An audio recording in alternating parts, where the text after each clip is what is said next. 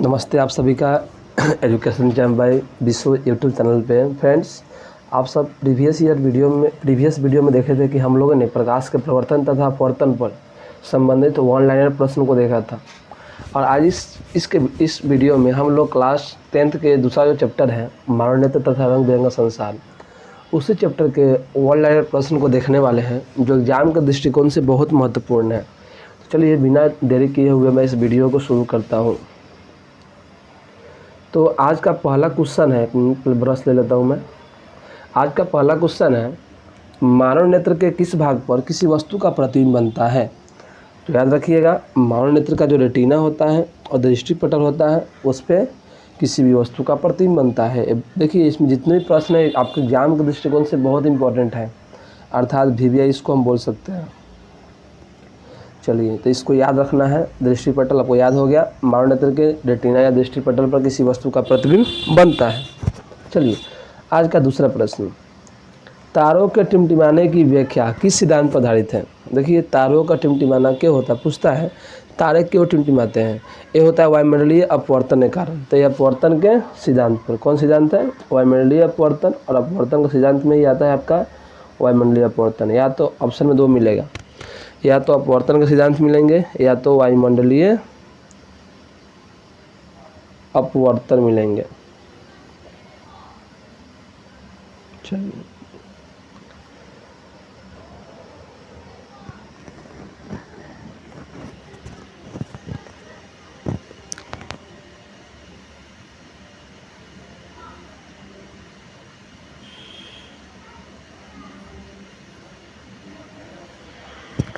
चलिए, आज का तीसरा प्रश्न, नेत्र लेंस की फोकस दूरी अधिक हो जाने से कौन सा दृष्टि दोष होता है? आपको याद रखना है, जब नेत्र लेंस की फोकस दूरी अधिक हो जाने से होता है दूर दृष्टि दोष। और नेत्र लेंस की फोकस दूरी अगर कम हो गया तो कम होने से आपका जो दोष होता है उसका नाम है निकट दृष्टि दोष। इस चीज़ को आपको याद रखना है। क्या याद रखना है? अगर नेत्र लेंस की फोकस दूरी अधिक हो जाए तो दूर दृष्टि दोष, अगर नेत्र लेंस की फोकस दूरी कम हो जाए तो निकट दृष्टि दोष। ठीक है। नेत्र में किसी वस्तु का, देखिए आप एग्जाम के दृष्टिकोण से बहुत इंपॉर्टेंट है, VVI, इसको भी लिख लीजिएगा। नेत्र में किसी वस्तु का बना प्रतिबिंब कैसा होता है? याद रखिएगा कि नेत्र में कोई प्रतिबिंब बनता है वो वास्तविक होता है, उल्टा होता है और छोटा होता है। कैसा होता है? वास्तविक, उल्टा और छोटा। इस बात को याद रखना है, वास्तविक, उल्टा और छोटा। चलिए, जो नेत्र निकट की वस्तु को देखता है, निकट स्थित वस्तुओं को स्पष्ट नहीं देख पाता उस नेत्र में होता है। तो सबसे पहले मैं बता देना चाहता हूँ दूर दृष्टि दोष में क्या होता है और निकट दृष्टि दोष क्या होता है। चलिए थोड़ा सा मैं बता देता हूँ। तो दूर में पहले पढ़ लेते हैं, दूर में क्या होता है। दूर में क्या होता है? निकट का वस्तु दिखाई नहीं देगा लेकिन दूर का वस्तु दिखाई देगा। इधर है निकट वाला। और निकट दृष्टि दोष में क्या होता है कि निकट का वस्तु दिखाई देगा लेकिन दूर का वस्तु दिखाई नहीं देगा। तो याद रखिएगा, दूर दृष्टि दोष वैसे दोष को कहते हैं जिसमें दूर की वस्तुएं दिखाई देती है परंतु निकट की वस्तु दिखाई नहीं देती है। और निकट दृष्टि दोष वैसे दोष को कहते हैं जिसमें निकट की वस्तु दिखाई देती है परंतु दूर की वस्तु दिखाई नहीं देती है। तो आपको समझ में आ गया होगा दोनों पॉइंट। ठीक है। तो क्वेश्चन है, जो नेत्र निकट स्थित वस्तु को स्पष्ट नहीं देख पाता है, कहने का अर्थ हुआ निकट को नहीं देख रहा है और दूर को दिख रहा है, तो ऐसा दोष को क्या कहेंगे हम? दूर दृष्टि दोष। अभी मैंने बताया।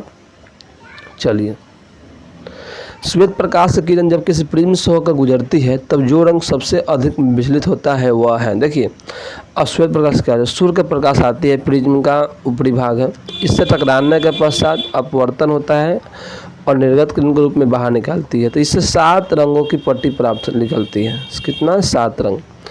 तो सबसे नीचे होता है, देखिए इसका क्रम यही है, बै जा नी हा पी ना ला। एक क्रम है रंगों का, बैगनी, जामुनी, नीला, हरा, पीला, नारंगी और लाल। मतलब सबसे ऊपर होगा बैगनी, फिर होगा जामुनी, फिर होगा नीला, फिर होगा हरा, फिर होगा पीला, फिर होगा नारंगी, फिर होगा लाल।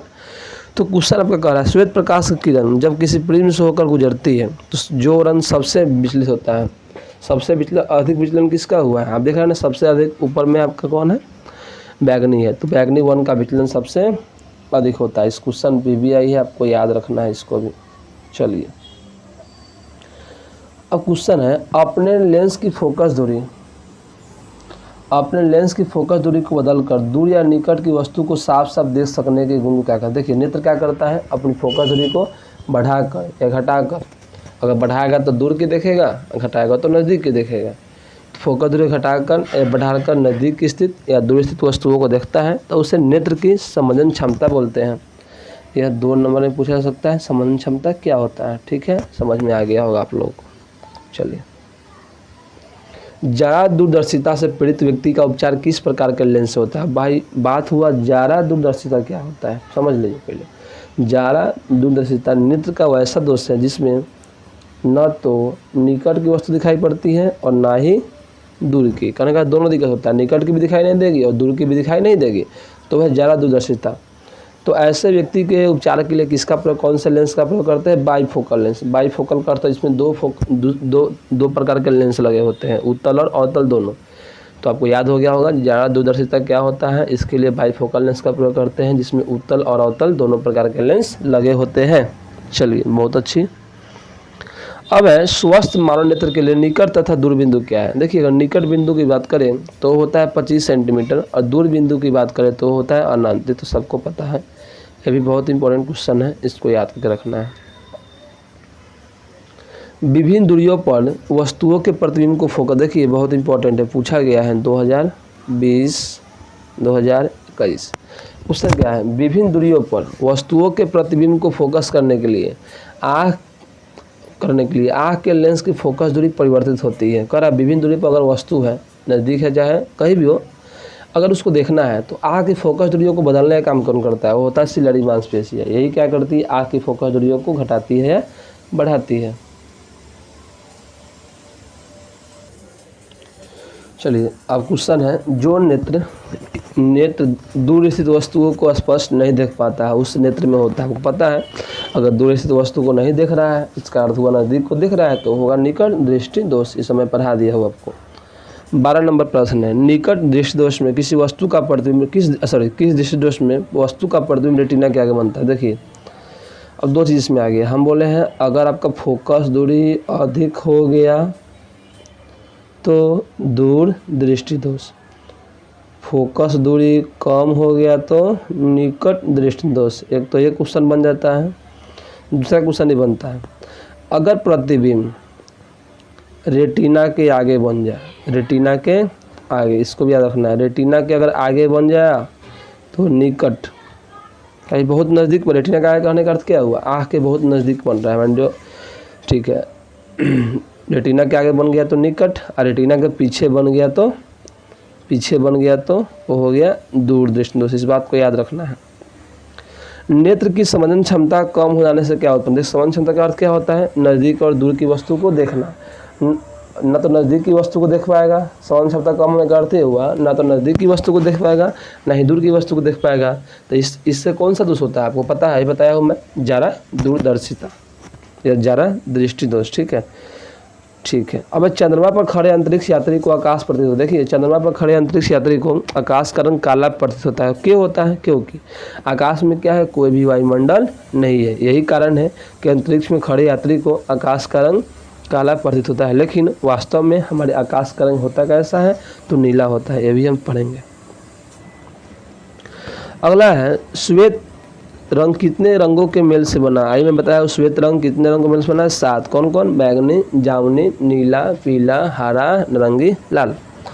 अब दृश्य प्रकाश में किस वर्ण का तरंगदैर्घ्य सबसे अधिक होता है? देख लीजिए, जो वर्ण देखिए जिस वर्ण का विचलन सबसे अधिक होगा उसका तरंगदैर्घ्य सबसे कम होगा। आपने पढ़ा बैगनी का विचलन क्या होता है? सबसे अधिक होता है। तो याद रखिएगा बैगनी का तरंगदैर्घ्य सबसे कम होगा, परंतु लाल सबसे नीचे था अर्थात उसका विचलन सबसे कम है। तो जिस रंग का विचलन सबसे कम होगा उसका तरंगदैर्घ्य सबसे अधिक होगा।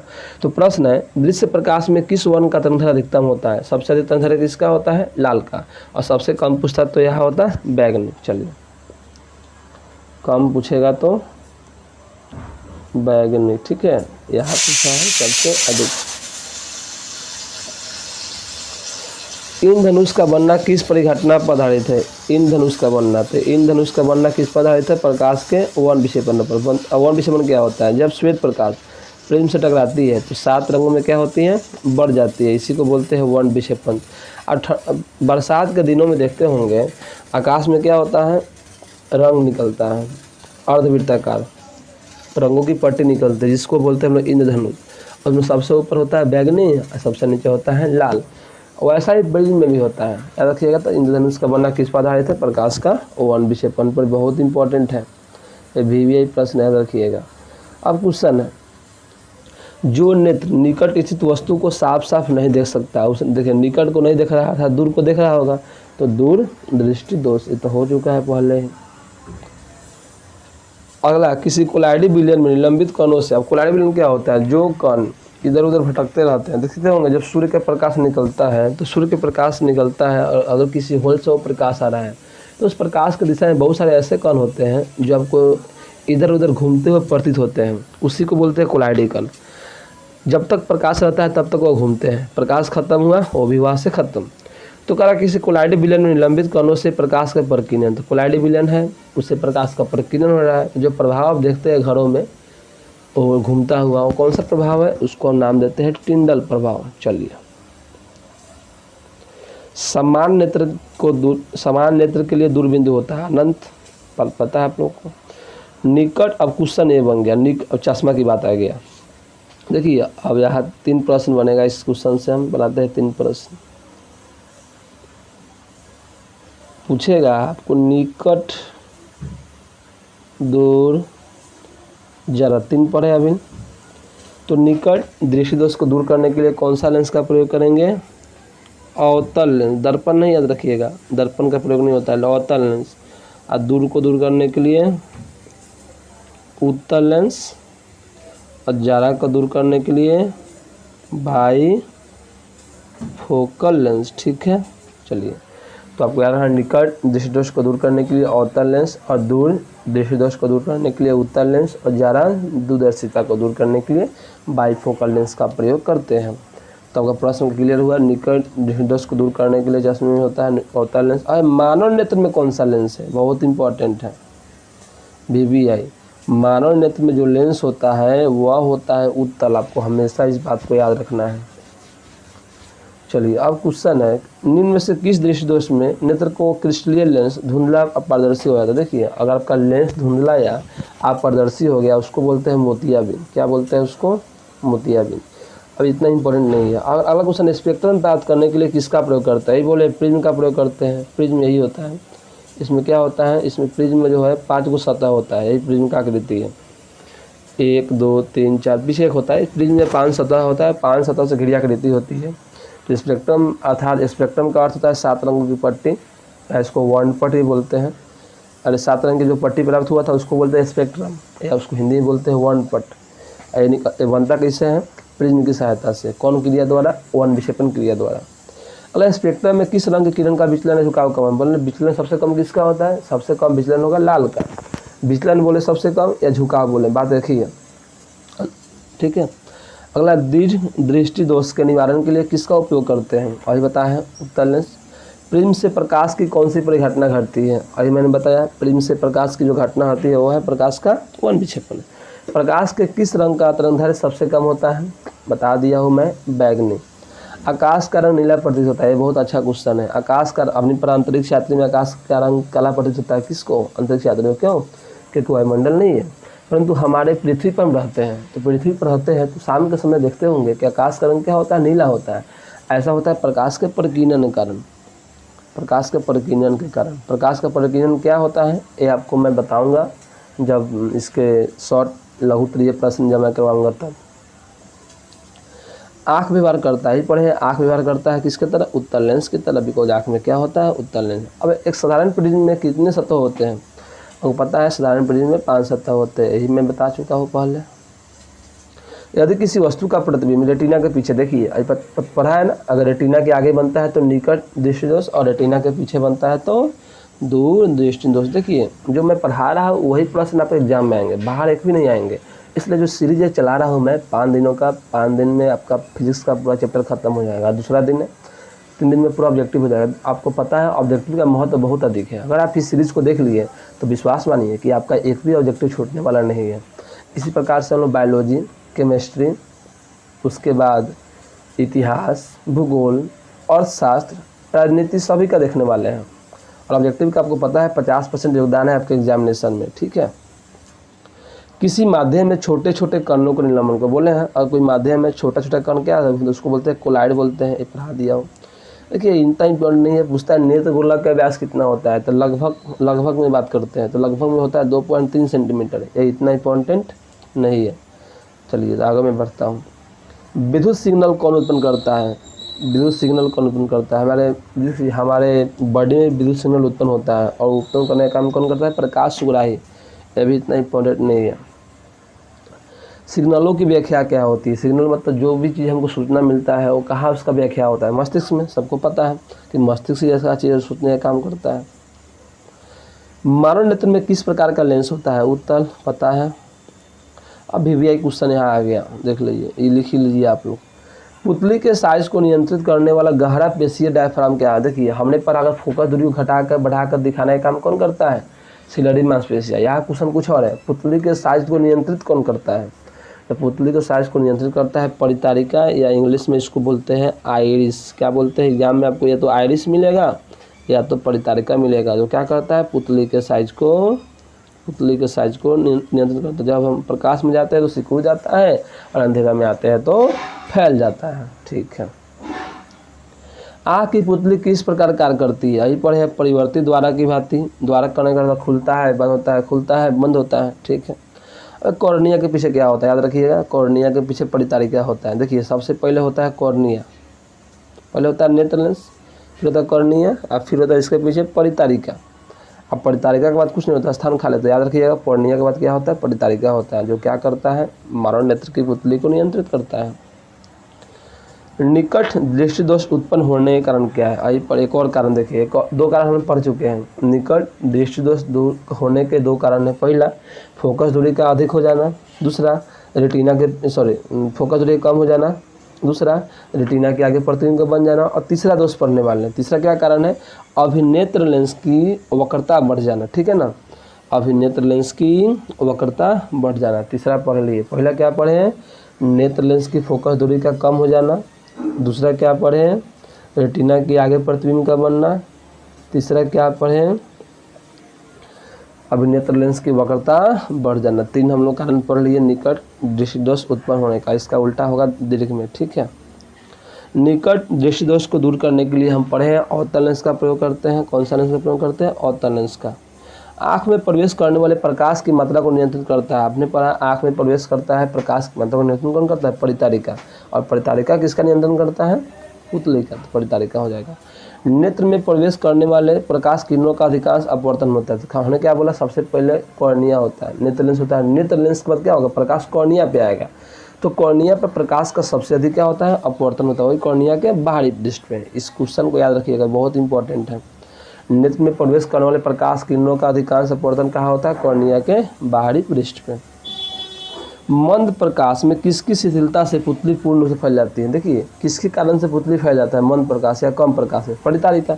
यही पढ़ के आए हैं। नेत्र गोलक के गोल होने पर देख पाते हैं। अगर नेत्र गोलक, एक और ये भी कारण है, अगर नेत्र गोलक अगर गोल हो गया तो सिर्फ निकट की वस्तु को देख पाएंगे, याद रखिएगा। वस्तु को हटा, देखिए बहुत इंपॉर्टेंट है, वेरी इंपॉर्टेंट। वस्तु को हटा देने के बाद भी नेत्र पटल पर प्रतिबिंब कितने सेकंड तक रहता है? 1/10 सेकंड या 0.1 सेकंड। अगर कोई वस्तु हमारे आँख के सामने से हटा दिया जाता है तो उसका प्रतिबिंब हमारे आँख पर 0.1 सेकंड के लिए बना रहता है। इसको याद रखिएगा। दृष्टि निर्वहन सिद्धांत का उपयोग कहाँ किया जाता है? देखिए दृष्टि निर्वहन सिद्धांत चलचित्रम परीक्षण में अर्थात प्रोजेक्टर। कॉर्निया के पीछे क्या होता है? जो काले रंग की होती है, कॉर्निया के पीछे परितारिका होता है, सबको पता है। आयु में वृद्धि होने पर मानव नेत्र में समझने क्षमता घट जाती है। यह दोष कहलाने पर आयु में जब वृद्धि होता है तो मानव न तो नजदीक की वस्तु को देख पाता है, न तो दूर की वस्तु को देख पाता है, अर्थात समझने क्षमता क्या हो जाता है? घट जाता है। इसके लिए कौन सा दोष है? जारा दूरदर्शिता या जारा दृष्टि दोष, ठीक है। पढ़ा के आया हूँ मैं। कॉर्निया में दोष अर्थात उसके पूर्णतः गोलीय न होने के कारण किस प्रकार का नेत्र दोष होता है? पूर्णतः गोलीय नहीं हुआ कॉर्निया तो अबिंदुकता, और गोलीय हो गया तो निकट। अबिंदुकता नेत्र, देखिए हमने पढ़ा था निकट को दूर करने के लिए अवतल लेंस, दूर को दूर करने के लिए उत्तल लेंस, और क्या था उसमें जला दूरदर्शिता को दूर करने के लिए बाइफोकल लेंस, और एक और आ गया अबिंदुकता को दूर करने के लिए कौन सा लेंस? अबिंदुकता को दूर करने के लिए बेलनाकार लेंस का प्रयोग करते हैं। 4 दोष आपने पढ़ा है, निकट, दूर, जारा और अबिंदुकता। अबिंदुकता को दूर करने के लिए बेलनाकार लेंस, VBI क्वेश्चन है, इसको याद करके रखिएगा। दोष रहित नेत्र 25 सेंटीमीटर और अनंत के बीच वस्तु को आसानी से देख पाता है। देखिए तो अनंत और देखिए अनंत है, ये निकट बिंदु है, इन दोनों के बीच की दूरी जो है ना इसको बोलते हैं दृष्टिपरास या परिसर बोलते हैं, दृष्टि परिसर या दृष्टिपरास, ठीक है।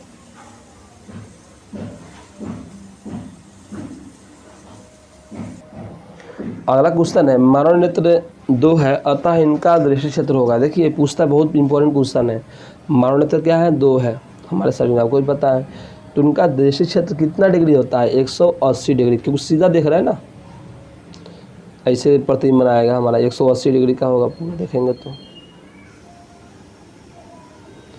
दूर दृष्टि दोष वाली आंखें साफ साफ देख सकती है दूर की वस्तुओं को। अलग क्वेश्चन है, दीर्घ दृष्टि दोष का क्या कारण है? पढ़ा दिए हैं। दीर्घ दृष्टि दोष का ऑप्शन के हिसाब से मारना है आपको। दीर्घ दृष्टि दोष का कारण क्या है? अभिनेत्र लेंस की फोकस दूरी क्या अत्यधिक हो जाना, अगर कम होता तो निकट, अगर फोकस दूरी अधिक हो गया तो दीर्घ दृष्टि दोष। बहुत इंपॉर्टेंट है।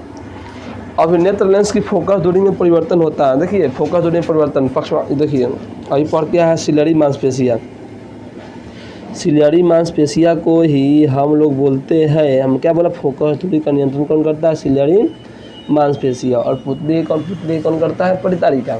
सिलरी मांसपेशिया को ही हम बोलते हैं पक्षमायी मांसपेशिया, इसमें घबराने की आवश्यकता नहीं है। देखिए अब आपको लग रहा है ना सब हम पढ़ चुके हैं। रेटिना प्रकाश को परिवर्तित करता है। देखिए प्रकाश विद्युत सिग्नल के रूप में हमारे मस्तिष्क तक पहुंचता है, तो बहुत इंपॉर्टेंट क्वेश्चन है कि रेटिना प्रकाश को परिवर्तित करता है, किस में करता है? विद्युत सिग्नल में करता है। मृत्यु के पश्चात कितने घंटे के अंदर नेत्र निकालना चाहिए? देखिए मृत्यु जब होता है तो उसके 4 से 6 घंटे के अंदर अगर नेत्र निकाल लेते हैं तो वह किसी व्यक्ति के उपयोग में आ सकता है, परंतु मृत्यु के 6 या 7 घंटे के बाद अगर नेत्र को निकालते हैं तो उसका कोई काम नहीं रह जाएगा।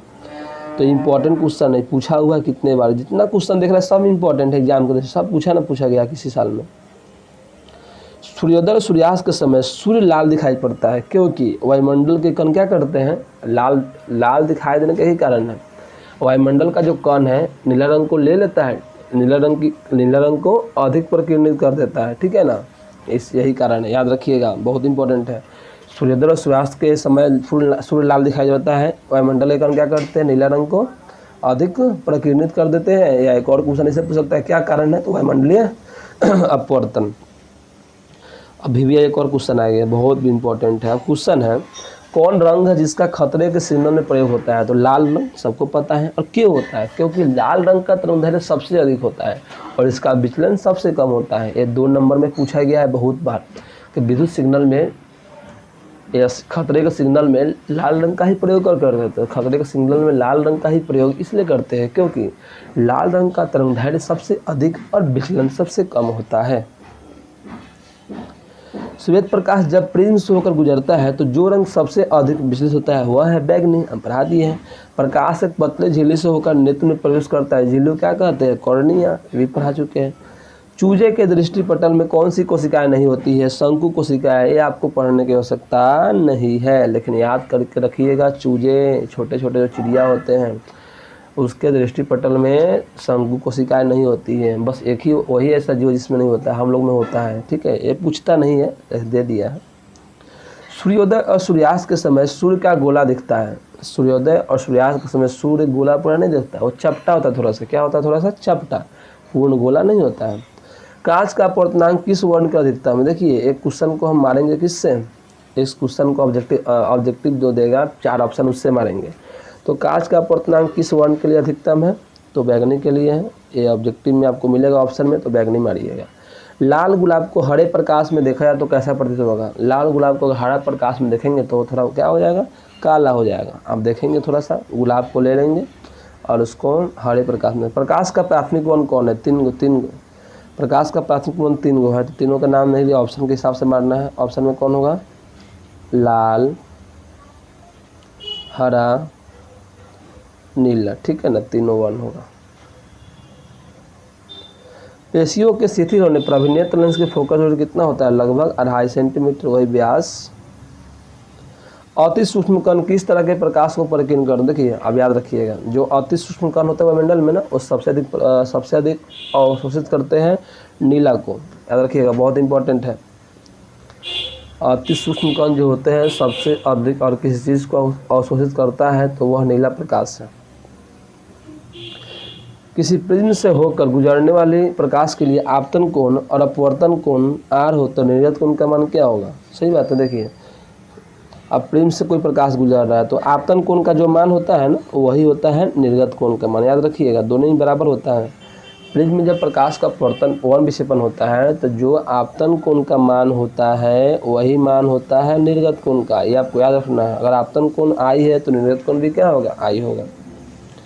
एक और क्वेश्चन इंपॉर्टेंट है, वास्तविक सूर्यास्त और आभासी सूर्यास्त के बीच लगभग कितने समय का अंतर होता है? तो वास्तविक सूर्यास्त और आभासी सूर्यास्त के बीच में लगभग 2 मिनट का अंतर होता है।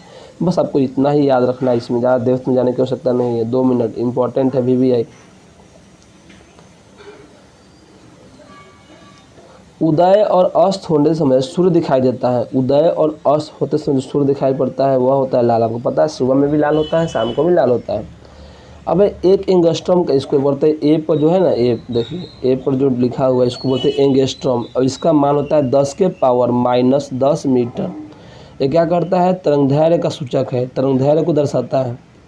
तरंगदैर्घ्य को हम लोग सामान्यतः एंगस्ट्रॉम में ही दिखाते हैं। प्रिज्म से प्रकाश की कौन सी घटना होती है? वर्ण विक्षेपण, पता है। नेत्र लेंस की फोकस दूरी अधिक हो जाने से कौन सा दृष्टि दोष होगा? अभी नेत्र लेंस की फोकस दूरी अधिक हो गया तो दूरदृष्टि दोष, ठीक है। अब किस दृष्टि दोष में किसी वस्तु का प्रतिबिंब रेटिना के आगे बनता है? रेटिना के आगे अगर बन गया तो निकट, रेटिना के पीछे बन गया तो दूर। सब पढ़ा के आया हूँ मैं। नेत्र की संवेदन क्षमता कम हो जाने से जरा दृष्टि दोष, यही पढ़ा दिए हैं। तारों का टिमटिमाना वायुमंडलीय अपवर्तन। एक प्रिज्म द्वारा श्वेत प्रकाश के स्पेक्ट्रम में वर्ण विक्षेपण जिस घटना के कारण होता है वह घटना है। देखिए वर्ण विक्षेपण क्या होता है? अगर अपवर्तन नहीं हुआ तो वर्ण विक्षेपण होगा? नहीं होगा। तो अपवर्तन के कारण वर्ण विक्षेपण होता है। किस कण पर पड़कर प्रकाश के एक अंश के विभिन्न दिशाओं में छितराने कहते हैं? अगर प्रकाश का कण अगर प्रकाश का जो किरण है एक कण पर पड़ गया फिर 4 दिशाओं में फैल गया, उसको बोलते हैं प्रकाश का परिकीर्णन। तो अगर यह वीडियो आपको पसंद हो तो लाइक करें, वीडियो को शेयर करें और चैनल को सब्सक्राइब करना ना भूलें। और याद रखिए ये जो सीरीज़ है आपको बहुत लाभ होगा इससे, क्योंकि इसमें सिर्फ हम VVI ऑब्जेक्टिव को देखने वाले हैं। बहुत ही इंपॉर्टेंट है। अगर इसको पढ़ने के बाद आपका एक भी ऑब्जेक्टिव छूटने वाला नहीं है। ठीक है, तो बाय, फिर अगले वीडियो में मिलते हैं हम लोग।